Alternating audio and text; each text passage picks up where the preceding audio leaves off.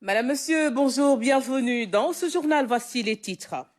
Assemblée nationale, les députés se penchent ce matin sur le projet de loi portant amnistie générale. Le texte sera défendu par le ministre de la Justice.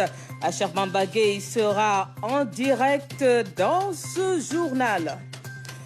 Le gouvernement évalue ses engagements vis-à-vis des partenaires sociaux en présence du Premier ministre. L'essentiel des accords respectés, seulement quelques manquements ont été relevés. Le point également dans ce journal.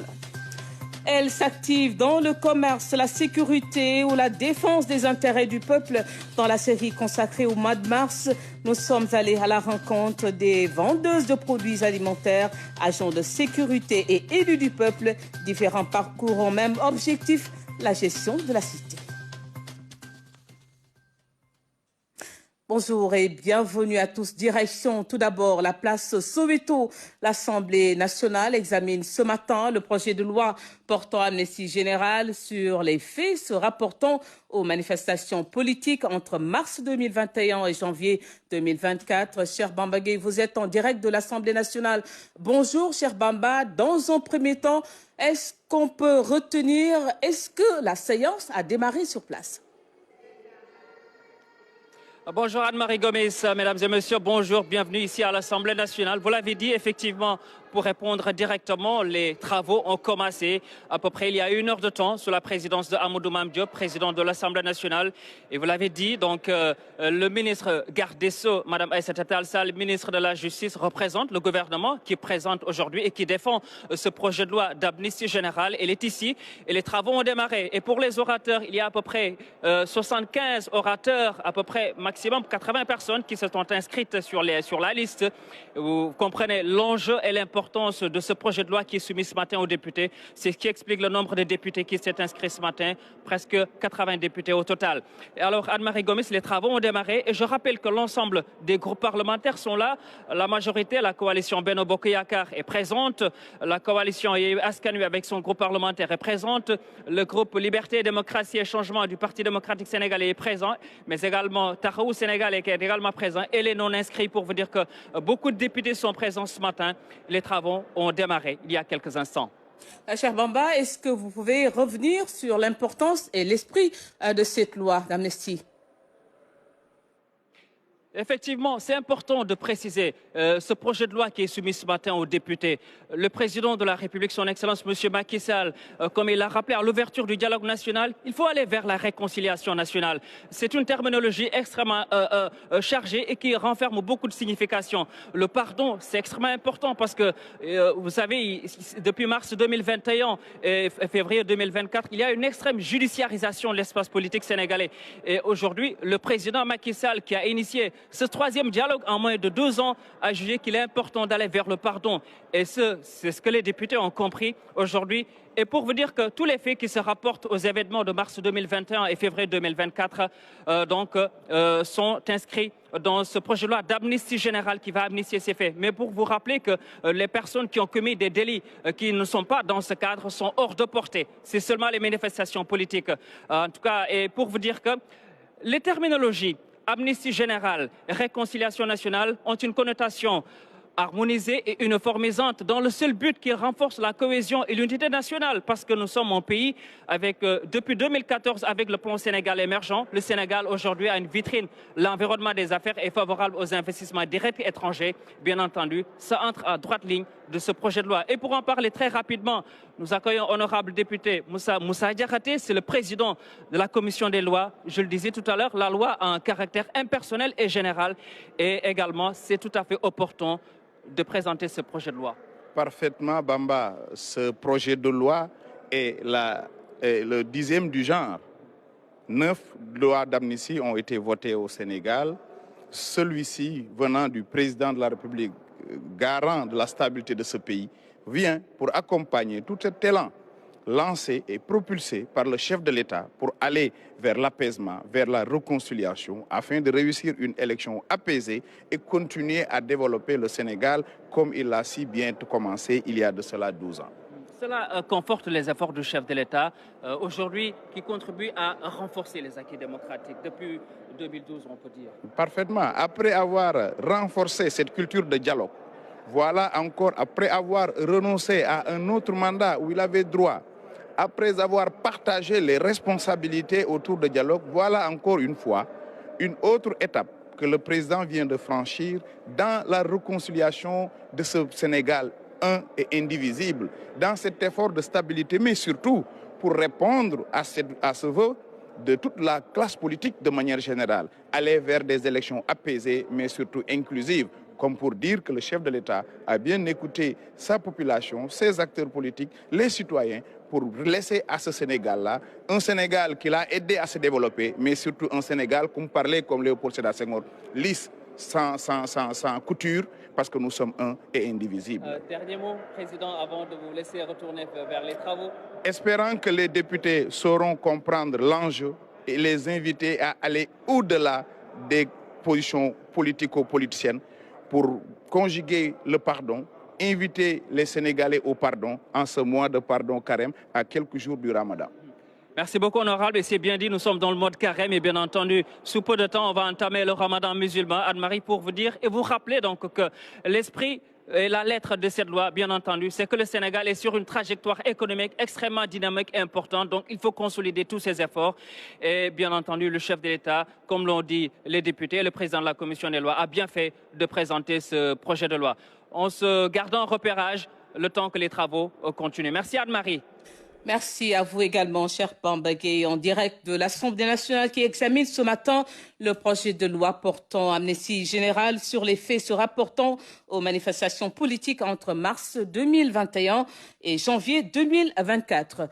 Je vous l'avais annoncé également, début de journal, le gouvernement évalue ses engagements vis-à-vis des partenaires sociaux, les ministères de l'Éducation, de la Santé, de la Justice, des Finances, entre autres, étaient réunis autour du Premier ministre. Il ressort de cette réunion technique que l'essentiel des accords contenus dans les protocoles a été respecté. Il subsiste cependant des blocages à lever. Nous écoutons à ce propos le ministre de la Fonction publique, Galoba, au micro d'Aram Dawa.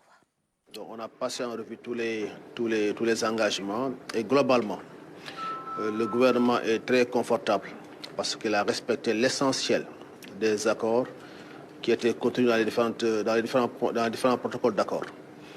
Il reste entendu qu'il y a quelques points qui subsistent, notamment au niveau du secteur de l'éducation concernant les agents décisionnaires, pour lesquels il était envisagé la modification du décret 143-347 qui a été soumis en Conseil des ministres et par la suite, il a été décidé d'étudier en profondeur l'impact budgétaire. Et le ministre des Finances, à l'instant, vient de préciser un montant de plus de 4 milliards qui seront nécessaires pour la mise en œuvre de ce décret une fois qu'il aura été signé. Nous avons également évoqué la question des greffiers. Et là-dessus, le Premier ministre a demandé au ministre en charge de la Justice, en relation avec le ministère des Finances, mais également en relation avec le ministère de la Fonction publique, pour que nous puissions envisager avec les greffiers une formation, un stage qui devrait permettre le reclassement des greffiers qui sont au niveau hiérarchique B2 pour qu'ils puissent passer au niveau de la hiérarchie A2. Je pense que les dispositions sont prises en relation avec le surgiste pour que nous puissions voir dans quelle mesure mettre en œuvre cette décision pour permettre le reclassement des greffiers de la hiérarchie B2 à la hiérarchie A2. Plus de 200 millions pour les acteurs de la pêche artisanale, les comités locaux de la pêche artisanale, les femmes transformatrices vont recevoir la somme de 50 millions chacun et le bureau de quai de pêche 20 millions de francs CFA. Le ministre de tutelle a rencontré les responsables de ces entités pour identifier justement leurs difficultés et proposer des solutions. Plus de précision avec Ibrahim Ndonga. Il est considéré comme étant un secteur stratégique qui contribue à plus de 3% du produit intérieur brut national. La pêche fournit environ 53 000 emplois directs et plus d'un demi-million d'emplois indirects, surtout dans la pêche artisanale et la transformation. Ce qui nécessite donc une gestion particulière de ce secteur par les autorités concernées. Ces concertations avec les différents acteurs par la tutelle en constituent une parfaite illustration. Voir en profondeur l'ensemble des mots que nous rencontrons dans le secteur de la pêche, surtout artisanale, et essayer de faire des esquisses de solutions pour pouvoir trouver des remèdes ou peut-être même des palliatifs par rapport aux urgences de l'heure afin de pouvoir satisfaire à leurs aspirations les plus légitimes. Une rencontre qui a servi de cadre aux comités locaux de pêche artisanale et autres acteurs pour revenir sur certaines difficultés. Le diagnostic des problèmes liés dans le secteur de la pêche. Bon, les problèmes des femmes transformatrices, le problème des services, si je dis services, les services techniques des pêches et des transformations des produits halieutiques. Des acteurs soulagés et rassurés par le comportement de la tutelle. La majeure partie des problèmes ont été réglés d'art. Le reste, ce qui ne peut pas se régler, il a dit, il était franc avec nous. Donc, dans ce cas, vraiment, ça nous fait plaisir de le voir agir de cette sorte. Et depuis que moi, je suis là au niveau de la pêche, ça fait 1984 à nos jours, je n'ai jamais vu un ministre qui a parlé de ce ton et sur le plan pragmatique. Voilà, la sincérité de notre ministre tutelle n'est pas maintenant une équation qu'on peut débattre. Et en un temps record, parfois, il gère des choses qui ont eu à peut-être se retarder ici, dans les tiroirs, etc. Mais franchement, nous tenons à lui remercier et à prier pour que voilà, la meilleure des choses puisse l'arriver parce qu'il a décanté, il a levé de 2 voire 3, 4 paliers du niveau qu'il avait trouvé le secteur. Chaque CLPA recevra 2 millions. Le bureau national des CLPA, que je rencontrerai au moins une fois par trimestre. D'autres mesures allant dans le sens de l'accompagnement des acteurs ont été aussi annoncées. Dorénavant, une augmentation de 50 millions par an sera allouée à ce bureau national des CLPA. Au niveau des femmes transformatrices aussi, il y a une enveloppe de 50 millions qui est dégagée. Et je pense qu'il faudrait qu'on puisse instaurer cette subvention et même parfois l'augmenter. Nous avons aussi le bureau des quais de pêche, le bureau national des quais de pêche. On leur a accordé une subvention de 20 millions. 202 millions de francs CFA, une enveloppe exclusivement dédiée aux différents secteurs. L'objectif pour les autorités est de renforcer les acteurs pour mieux s'épanouir dans leur domaine d'activité. Ibrahim Ndong, en attendant, les travaux des projets gaziers et pétroliers avancent à un rythme satisfaisant. Les premiers barils sont attendus entre mai et juillet 2024. L'annonce est du ministre du Pétrole et des Énergies lors d'un dîner débat avec la presse nationale. Compte rendu Salusek. Un format novateur pour faire le tour d'horizon des questions liées au secteur du pétrole et des énergies. Une discussion sans filtre ni tabou pour savoir le niveau d'exécution des projets gaziers et pétroliers du Sénégal. Il s'agit du projet GTA, Grand Tortue Ahmeyim, que nous avons en partage avec la Mauritanie. Nous pouvons dire que la moyenne d'exécution de l'ensemble de ces composantes est aujourd'hui de 92,5%. Ce qui nous projette à un first gaz estimé au 3e trimestre, voire début du 4e trimestre de l'année en cours, qui est l'année 2024. Le projet Sangomar, avec un taux d'exécution d'environ 95%. Les travaux avancent très bien et nous nous attendons à un premier baril entre mai et juillet de cette année. Pour le 3e projet, qui est le projet de Yakar et Teranga, qui est dans le bloc de Kayar Offshore Profond, à la suite de la séparation à l'amiable avec l'opérateur BP, il y a eu une recomposition de l'association et ensemble avec Cosmos, nous sommes très avancés dans les discussions, dans la définition d'un nouveau concept qui vise, conformément aux instructions de son Excellence, Monsieur le Président de la République, Macky Sall, 2 axes, que sont le gaz to power, destiné à la génération de l'électricité à partir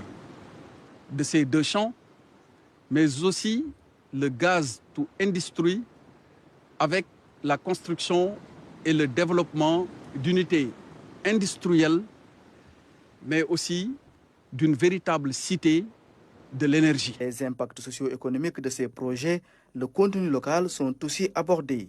L'admission du Sénégal au Forum des pays exportateurs de gaz était également au cœur des débats. Sur ses motivations et ses avantages, des réponses précises sont apportées par la tutelle. L'admission du Sénégal dans cette organisation présente plusieurs avantages pour notre pays. D'abord, il permettra, dans un compagnonnage fructueux, évidemment, nous rendons compte que l'échange d'expériences, le benchmarking qui peuvent suivre le travail que nous ferons ensemble avec l'ensemble des experts qui composent le GSCF, nous permettront d'abord d'éviter les erreurs que certains de ces pays ont eu à faire, mais aussi, et c'est le plus décisif, de bénéficier grandement de leur expérience et de leur expertise. Et ensemble, comme d'ailleurs le souligne le GSCF dans ses textes, cela permettra d'apporter un soutien à tous les pays membres dans leurs droits souverains sur leurs ressources en gaz naturel et sur leur capacité à planifier et à développer leurs ressources dans la plus grande transparence au bénéfice exclusif de leur population, mais dans un cadre respectueux de l'environnement. Autre sujet d'actualité abordé, la problématique du manque du gaz butane noté parfois par les ménages. Et ces échanges ont permis de lever toute équivoque. Le gaz butane, et comme tous les autres produits d'ailleurs en hydrocarbures, sont évalués par rapport au stock de sécurité qui doit toujours exister au Sénégal, et les autorisations d'importation se font à partir de cette évaluation. Donc ce qui est en pénurie aujourd'hui, qu'on ne retrouve pas dans le marché, ce n'est pas le gaz butane, mais ce sont les bouteilles de gaz. Et les raisons sont multiples. Il y a d'abord un problème d'interchangeabilité entre les différents distributeurs, mais aussi il y a la fuite de certaines bouteilles vers la sous-région parce que tout simplement le niveau de consignation et de déconsignation est plus élevé dans ces pays, amis et frères qui nous entourent. En définitive, ce dîner-débat avec la presse nationale a permis au ministre chargé du pétrole et des énergies de passer en revue la politique énergétique du gouvernement. Une politique qui a permis, entre autres, le triplement de la capacité de production de la Sénélec, passant de 500 MW en 2012 à plus de 1700 MW en 2024. Autre domaine, bâtiments et travaux publics, la forte dynamique d'urbanisation interpelle le sous-secteur des carrières face aux besoins importants en matériaux de construction. Les exploitants de carrières et les administrations en charge des mines, de l'environnement élaborent une stratégie pour relever les défis du moment. Anaïs Nyamane. Les exploitants de carrières, les transporteurs, les administrations en charge des mines, de l'environnement élaborent une stratégie intitulée État des lieux et diagnostic du sous-secteur des carrières. Une étude qui va permettre d'optimiser la demande en matériaux de construction jugée très élevée. Comme vous le savez, le plan Sénégal émergent, durant ces 2 premières phases, a engendré beaucoup de travaux. Ce sont les autoroutes, ce sont les projets ferroviaires, ce sont les autres grands travaux et surtout aussi la politique de logements sociaux et le développement, la montée en croissance des infrastructures nous ont valu une pression certaine sur les matériaux de construction. Parce que c'est des matériaux qui sont indispensables pour la réalisation des grands travaux. Ce qui fait que ce qui a justifié aujourd'hui que nous puissions nous réunir avec les différents acteurs en vue de faire un diagnostic exhaustif de la situation pour pouvoir déceler toutes les contraintes et toutes les difficultés majeures qui empêchent à ce sous-secteur de pouvoir répondre de façon convenable à la demande des grands travaux et nous permettre dans un deuxième temps de pouvoir élaborer et définir ensemble une stratégie qui puisse permettre d'optimiser encore davantage le développement du sous-secteur en vue de mieux accompagner les grands travaux et chantiers de l'État. De nos jours, le secteur rencontre des difficultés causées par la raréfaction du basalte, l'épuisement des réserves de latérite et de sable. Bon, les défis sont énormes parce que les matériaux de construction sont des matériaux qui sont épuisables. Donc, en termes de durabilité, il faudrait penser à une utilisation beaucoup plus rationnelle ou réfléchir à des matériaux de substitution qui pourront permettre de prendre le relais, comme par exemple pour le sable, en vue, parce que les travaux continueront d'exister de façon de plus en plus accrue du fait que nous sommes un pays émergent. Et les matériaux de construction existants, certainement, ne pourront pas couvrir la totalité des projets et programmes qui sont en cours. Donc, il faudrait nécessairement que les réflexions puissent s'initier et les concertations en vue de non seulement de rationaliser l'existant, mais de trouver aussi d'autres matériaux de substitution qui pourront prendre le relais et permettre à ce que tous les grands travaux ou tous les grands projets puissent disposer de matériaux qui soient suffisamment fiables pour que le projet puisse vraiment répondre aux attentes. Connaissance des ressources, promotion des substances de carrière, cadre législatif et réglementaire, protection de l'environnement sont entre autres thèmes de réflexion. L'objectif est de trouver les voies et moyens qui vont accompagner le sous-secteur des carrières. Un coup d'œil également sur le rapport ITIE 2022, la contribution de la SOMIVA, la plus grande société minière de Matam, dans les caisses de l'État s'élève à plus d'1 milliard de francs CFA. En CRD de partage des résultats de ce document s'est tenu dans la région en présence d'Ibrahima Pabizic. Cette rencontre de partage du rapport 2022 de l'ITIE a servi de cadre pour passer en revue les performances et les limites des sociétés en charge de l'exploitation des phosphates de Ndendori.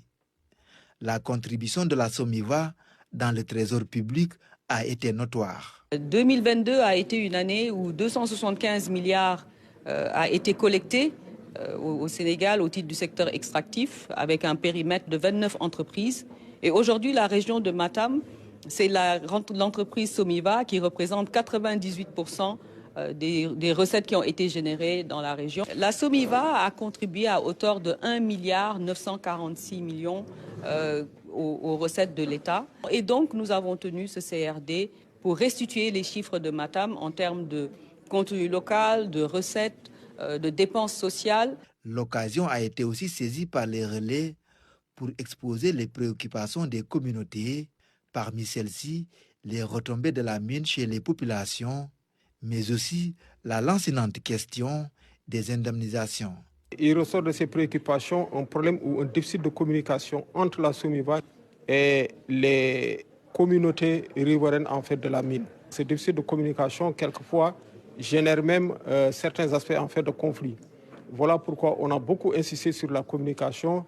Et à ce propos, j'ai demandé véritablement au directeur général donc, de la SOMIVA, ensemble, qu'on essaie de voir dans quelle mesure redynamiser en fait un cadre que j'avais mis en place ici, un cadre de dialogue et un cadre de concertation. Et à partir de cet instant également, veiller à l'application véritablement des conclusions qui ont été retenues déjà ici. Concernant les indemnisations, nous sommes venus en tant que société rappeler que c'est des procédures qui sont prévues par les lois et règlements du pays, que nous sommes en droit et en devoir de respecter. Mais le gouverneur a sensibilisé SOMIVA sur la nécessité de mettre une bonne dose de social. Nous avons aussi entendu ce plaidoyer. Et cela, donc, nous allons voir comment y apporter une réponse. Les acteurs ont aussi axé leur intervention sur les orientations de la RSE, le reversement des différents fonds miniers et la nécessité pour les producteurs de pouvoir bénéficier de ce phosphate pour booster les rendements agricoles. Nous restons dans le nord. Les populations de l'île Amorphile, c'est dans le département de Podor, expriment leur satisfaction à l'endroit du Puma. Le programme d'urgence de modernisation des axes, ces territoires frontaliers, a réussi à désenclaver la zone. En outre, un programme de 100 milliards de francs CFA financé par la Banque mondiale va être exécuté sur l'ensemble de la vallée du fleuve Sénégal. Amadou Diallo. Une procession grandeur nature des populations de l'île Amorphile. Elles sont sorties massivement se féliciter des réalisations du Puma dans la zone. Le programme d'urgence de modernisation des axes et territoires frontaliers a totalement désenclavé l'île à Morphil. De Ngui à Ndjoum, en passant par Kaskas et Demet, sans oublier Walalde, toutes ces localités sont désormais reliées par des routes de qualité. Un Sénégal pour tous, un Sénégal de tous. Et ça, c'est la route de l'île à Morphil est une infrastructure qui donne une véritable solution à ce que nous a proposé le président Macky Sall. De Ngui Saldé à Kaskas, de Kaskas à Walalde et Demet, et de Demet à Ndjoum. Des ponts. Partout où nous voulons entrer dans cette contrée, il y a des ponts. Le désenclavement est effectif. Les investissements aussi sont effectifs. L'île à Morphil est nichée dans le département de Podor. La zone était réputée difficile d'accès, mais cette situation semble révolue.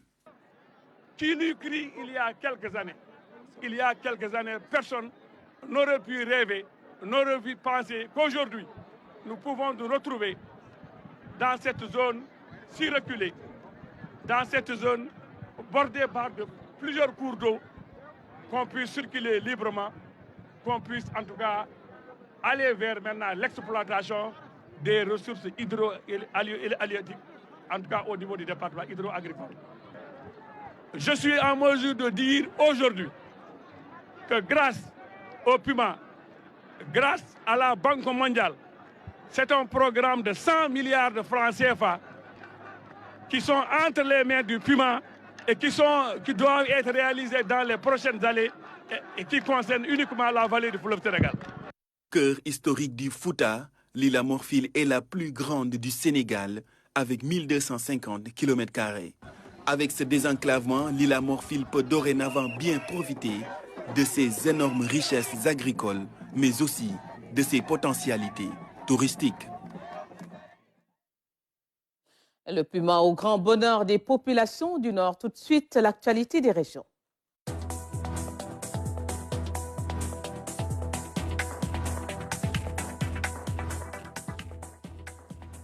Et nous parlons d'abord de la relance des chemins de fer. La date officielle de la commercialisation du voyage Thiès-Diamniadio est prévue le 11 mars 2024. Mais déjà, vous allez le voir, les populations vont bénéficier de 5 jours de voyage gratuit. Annonce du directeur général de GTS en conférence de presse.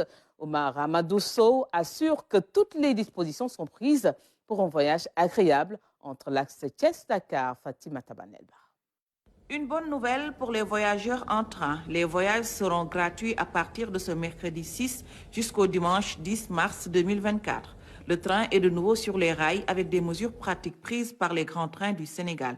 Nous comptons faire des essais, mais en même temps, ce sont des essais gratuits. Donc toutes les populations de Thiès vont pouvoir venir le matin à 6h50, prendre le train, se rendre à Diamniadio, et ensuite continuer leur trajet sur Dakar par le TR. Au retour, ils peuvent prendre le TR jusqu'à Diamniadio et ensuite embarquer sur nos trains pour arriver à Thiès. Donc c'est un train par jour pendant ces périodes de 5 jours. Nous comptons démarrer la commercialisation le jour du Ramadan, qui est un jour béni. C'est un lundi, le premier lundi du mois de Ramadan. Donc nous allons démarrer. Et comme vous le savez, les tarifs sont de 2 ordres. Vous avez un tarif en seconde classe à 1 000 francs et vous avez un tarif en première classe à 1 500 francs. Du cœur de ville de Thiès au centre-ville de Dakar en 1h45 par voie ferroviaire. Un rêve devenu réalité grâce à une franche collaboration entre les grands trains du Sénégal et le train express qui devient régional grâce à la nouvelle ligne Thiès-Diamniadio-Thiès. Il y a un partenariat que nous sommes en train de mettre en place avec les trains express régional, TR. C'est un échange de billets pour faire en sorte que le Thiessois qui vient ici achète à la fois le ticket de GTS et le ticket du TR. Ce faisant, quand il arrive à Diamniadio, il change de quai simplement, d'accord, pour prendre le TR. Et l'inverse aussi est vrai. Face à la presse, le directeur général de GTS est revenu sur plusieurs autres points, notamment l'interconnexion pratique sans tracas des voyages, la fiabilité du système ferroviaire et des autres projets qui tiennent à cœur GTS, comme la réhabilitation de l'axe Thiès-Diourbel-Mbacké-Touba et la ligne Dakar-Tambacounda. Et après Thiès, nous ouvrons la page réservée à la femme en ce mois de mars. D'abord, découvrons ensemble le parcours d'Aminata Gueye. Elle a brisé le plafond de verre, vous allez le voir. Aminata Gueye, première femme, questeur à l'Assemblée nationale, titulaire d'une licence en sociologie à l'Université Gaston Berger de Saint-Louis. Elle s'est forgée une solide réputation au sein de l'Assemblée nationale et ce, depuis plus d'une décennie au sein de la deuxième institution du pays, Mamadou Sakini. Cette démarche élégante traduit la confiance qu'elle porte en bandoulière dans les couloirs de l'Assemblée nationale. Sa patience, son abnégation et son courage l'ont propulsée au rang de premier questeur du Parlement.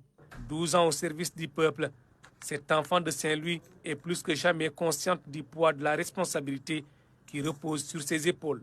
Ce n'est pas facile, mais on s'est engagé. C'est un sacerdoce. On s'est mis, donc on veut rendre service, on veut rendre à la communauté, on veut répondre aux préoccupations des populations. Et là, je me fais un sacerdoce de pouvoir les satisfaire. Donc, à chaque fois que de besoin, je ferai de mon mieux. Tout au long des 12e, 13e et 14e législatures, Aminata Gueye a occupé les postes de secrétaire élu et de présidente de la commission éducation et santé. Cette expérience est un atout considérable pour ses nouvelles fonctions. J'ai fait la pratique parlementaire. Ce nouveau poste était un poste de découverte, puisque donc j'ai jamais été questeur. C'était une découverte pour moi. Et là, j'ai une équipe très dynamique, très disponible, qui m'accompagne et qui me soutient dans les différentes tâches. Alors, en quoi consiste le travail de questeur à l'Assemblée nationale? La questure, c'est une équipe composée de la comptabilité, donc de la trésorerie, c'est le trésorier et tout ça. On a en charge la gestion administrative et financière de l'Assemblée nationale. Derrière le sourire de Aminata Gueye se cache une profonde tristesse, la perte de ses parents. Face à ce vide immense, elle a su rester résiliente, s'appuyant sur les valeurs inculquées durant son enfance à Saint-Louis pour avancer. Des fois, je pense à eux et je pleure parce que ma mère est partie en laissant de petits-enfants derrière elle. Et c'est elle qui m'a inscrite à l'école. Vous savez, elle n'a pas fait l'école.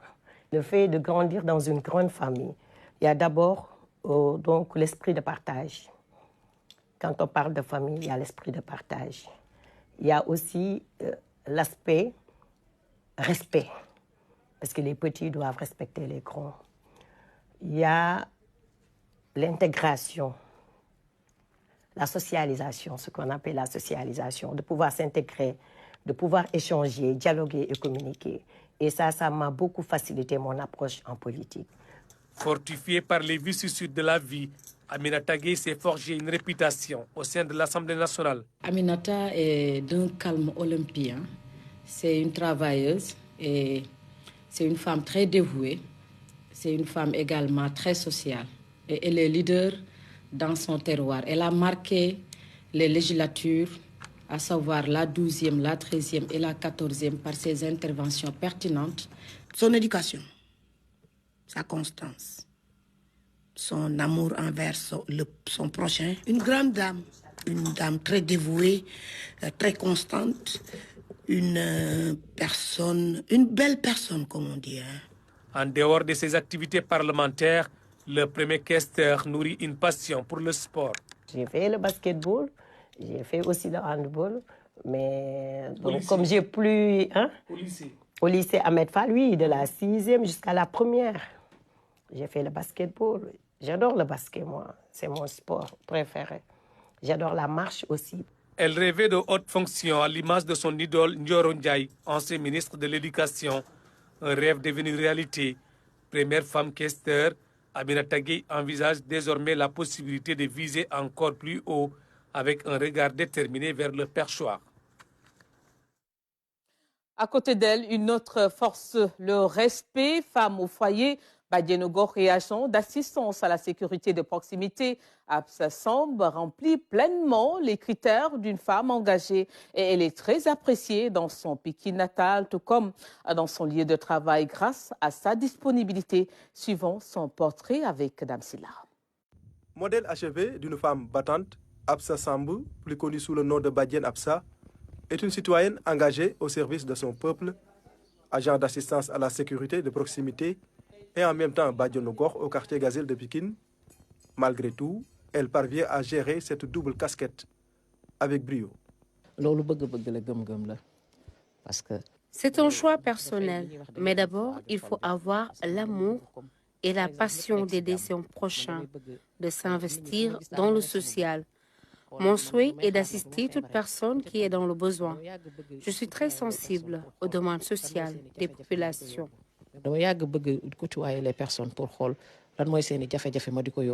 Sa proximité avec les populations de Pikine date de très longtemps.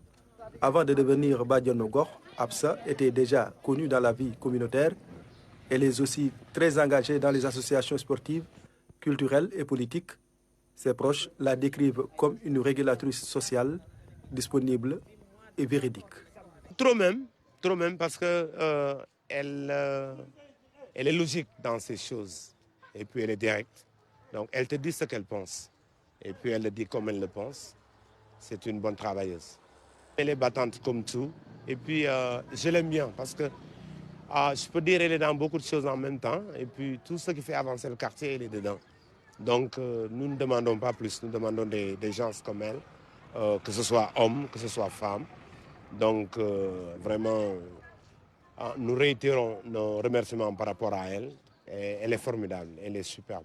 C'est une femme très dévouée, dynamique, qui est toujours au service du peuple. Wow. Elle ménage aucun effort pour aider les gens. Donc, c'est une notation que je lui attribue 19 sur 20. Elle est très dévouée, très gentille, très correcte, très polie, hein, qui aide travailleuse. Donc, elle a mérité cette journée. Aînée d'une famille polygame, femme mariée et mère de 5 enfants, Absa Samb, âgée aujourd'hui d'une cinquantaine d'années, a quitté l'école en classe de 3e secondaire pour supporter certaines charges familiales. Après 2 ans passés à Hambourg comme vendeur dans une boutique, elle est ensuite rentrée à Pikine pour mettre en place ses activités génératrices de revenus. Dans sa famille, les témoignages sur sa personne sont unanimes. Absa a toujours été Badianogo. Elle assiste toutes les malades du quartier. Elle laisse ses occupations de côté jusqu'à ce que la situation s'améliore. En tant qu'aînée de la famille, Absa s'occupe bien de ses frères et sœurs. Je lui souhaite la réussite dans tous ses projets. Au-delà de sa casquette de Badianogo, Absa Samb est aussi agent d'assistance à la sécurité de proximité. Membre de la première promotion, elle a servi dans plusieurs structures avant d'être affectée à la RTS. Depuis son enfance, elle a toujours souhaité intégrer les corps de défense et de sécurité.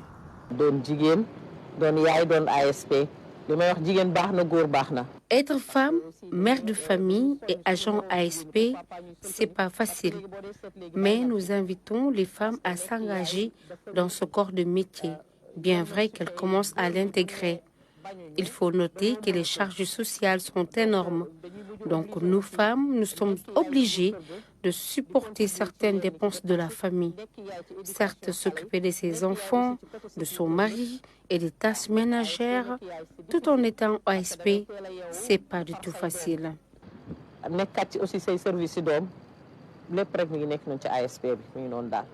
Malgré l'âge, Absa est distinguée dans son métier grâce à son engagement. Ses collègues et collaborateurs lui accordent une très grande estime.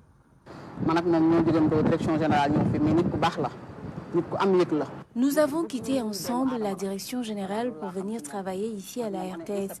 Mais je dois confirmer que Absa est gentille, disponible et très rigoureuse. C'est une amie, une confidente. Elle n'aime pas voir les gens souffrir. Sa générosité est inestimable. Son seul défaut, c'est qu'elle s'énerve vite. waaw mais deful moom dafa gaaw a mer moom jox nañu cër ñun ñëpp te bu ñëwee da nga koy yàkkamtee gis ak yooyu parce que Absa accorde du respect à tout le monde. Ça nous fait toujours plaisir de la fréquenter. Elle crée de l'ambiance et nous assiste dans tous les domaines. Même ici à la RTS, elle nous appuie pour mener à bien notre travail.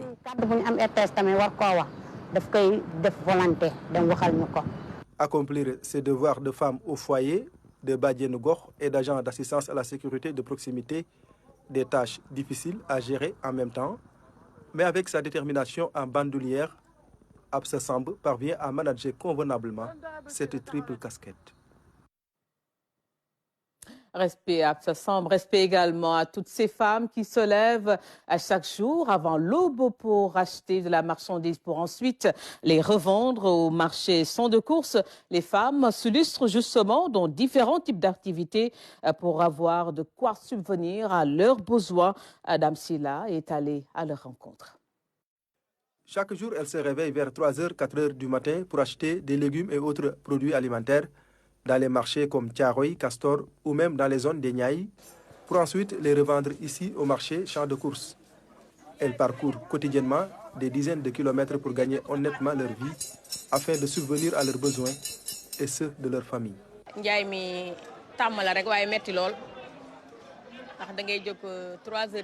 Vendre des légumes, ce n'est pas de tout repos. Tu te lèves à 3h ou 5h du matin pour acheter la marchandise. Certaines vont à Rufisque, Thiaroye ou Castor.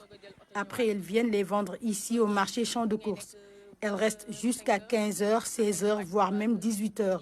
Et une fois à la maison, en tant que mère de famille, d'autres tâches nous attendent.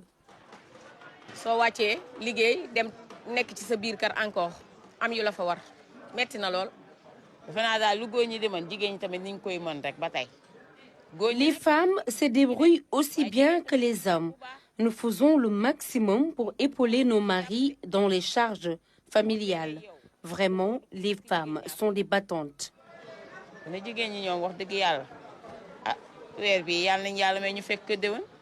Dans ce marché, les femmes vendent toutes sortes de produits.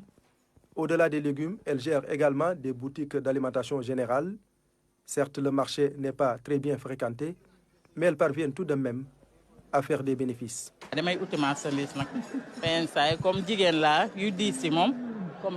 me déplace pour acheter certaines marchandises chez le grossiste. Pour les plus grosses commandes, je demande qu'on me les transporte. Ensuite, je les range dans ma boutique pour les revendre. Certes, ce n'est pas facile, il faut se réveiller très tôt. Chaque jour, je quitte chez moi à 5h du matin et j'arrive ici à mon lieu de travail avant 6h.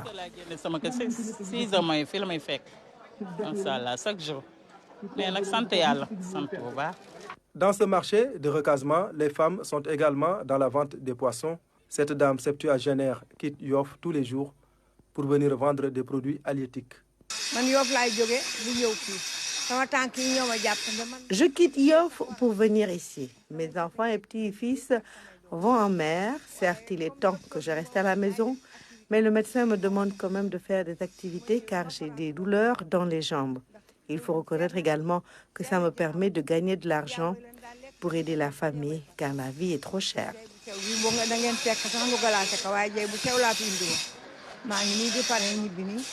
Au Sénégal, les femmes constituent un maillon essentiel dans l'économie nationale. Elles sont dans tous les secteurs d'activité et se distinguent par leur engagement et détermination. Voilà l'aventure des femmes en ce mois de mars. À suivre dans un instant la version Wolof du journal télévisé avec Philomène Constance Diagne. Merci de votre fidélité. Bon et bel après-midi à tous.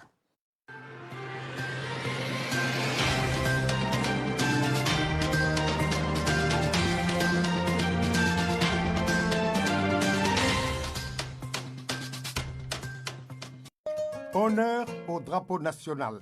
Le drapeau national fait partie des symboles de la nation. Le drapeau du Sénégal